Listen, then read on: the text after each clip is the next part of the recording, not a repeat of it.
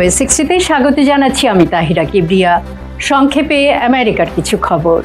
Reuters বলছে বোয়িংয়ের বিরুদ্ধে যুক্তরাষ্ট্রের বিচার বিভাগ দুটি মারাত্মক দুর্ঘটনায় প্রতারণার অভিযোগ এবং বিমান নির্মাতাকে দোষ স্বীকার করে নিতে বলবে, অন্যথায় তাদের বিচারের মুখোমুখি হতে হবে বলে রবিবার জানিয়েছেন বিষয়টি সম্পর্কে অবগত দুই ব্যক্তি।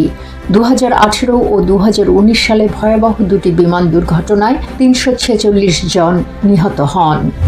ডোনাল্ড ট্রাম্পের দীর্ঘদিনের মিত্র স্টিভ ব্যানন কংগ্রেস অবমাননার জন্য দুটি অপরাধের দায়ে দোষী সাব্যস্ত হওয়ার পর সোমবার তার কানেটিকাটের একটি ফেডারেল কারাগারে হাজির হওয়ার কথা।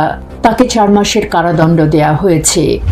সপ্তাহান্তে নিউ ইয়র্কের ফিফথ অ্যাভিনিউয়ে LGBTQ+ সম্প্রদায়ের বৃহত্তম NYC প্রাইড মার্চ উদযাপনের জন্য হাজার হাজার মানুষ সমবেত হয়।